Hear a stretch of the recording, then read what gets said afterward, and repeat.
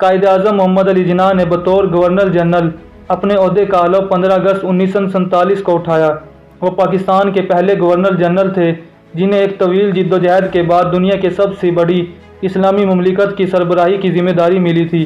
کوئی پھولوں کا تخت نہ تھا بلکہ ایک کانٹوں کی سیج تھی۔ قیام پاکستان کے وقت بطور گورنر جنرل قائد اعظم کو جن مسائل کا سامنا کرنا پڑا ان میں مہاجرین کی آباد کاری، اداروں اور کام کرنے والے افراد کے نظام کی غیر موجودگی، نئے آئین کی تیاری اور معاشی مسائل سر فہرست تھے۔ یہ سارے مسائل اتنے بڑے تھے کہ ان کو فوری طور پر حل کرنا ملک کی بقا کے لیے ضروری تھا، اور اگر موجودہ مسائل کے تناظر میں دیکھا جائے تو موجودہ حکمران بھی ایسے ہی مسائل کا رونا روتے نظر آتے ہیں۔ ان مسائل کے حل کے لیے قائد اعظم کے کیے گئے اقدامات نہ صرف ان کی بہترین فہم و فراست کا ثبوت تھے بلکہ موجودہ حکمرانوں کے لیے ایک مشعل راہ بھی تھے، جس میں پہلے نمبر پر ہے سرکاری عمائدین کو سادگی کی ہدایت۔ معروف خاتون رہنما بیگم شاہنواز کے مطابق قیام پاکستان کے وقت ملک کے خزانے میں 20 کروڑ روپے موجود تھے، جبکہ اس وقت بلوں کی ادائیگی کے لیے ملک کو 40 کروڑ روپے درکار تھے۔ اس وقت میں قائد اعظم نے جو سب سے پہلا قدم اٹھایا وہ سادگی کا حکم تھا، جس پر نہ صرف وہ خود سختی سے عمل پیرا ہوئے بلکہ انہوں نے اس کی ہدایت تمام سرکاری اہلکاروں کو بھی کی تاکہ خزانے کے پیسے کو ضائع ہونے سے بچایا جا سکے۔ نمبر 2 پر ہے حکومت کو غیر سیاسی کرنا۔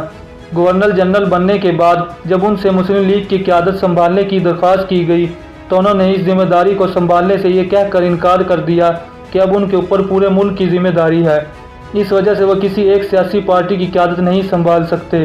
اس کے علاوہ 15 اپریل 1948 کو پشاور میں سرکاری افسران سے ایک تقریب میں خطاب کرتے ہوئے ان کا کہنا تھا کہ آپ کی ذمہ داری حکومتی امور کو وفاداری اور ایمانداری سے انجام دینا ہے، اور آپ کا کام کسی بھی سیاسی رہنما یا کسی سیاسی پارٹی کو سپورٹ کرنا نہیں ہے۔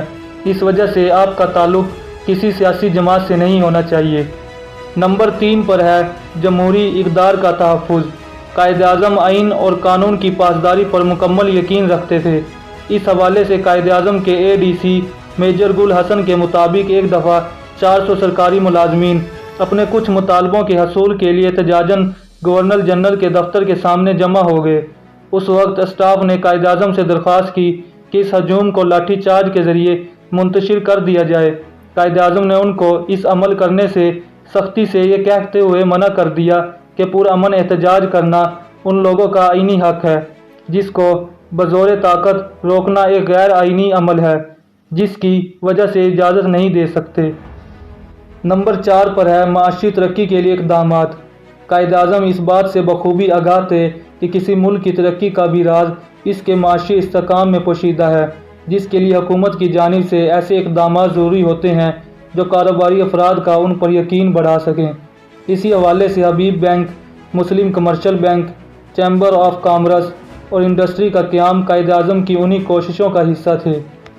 نمبر 5 پر ہے اسلامی معاشرے کا قیام۔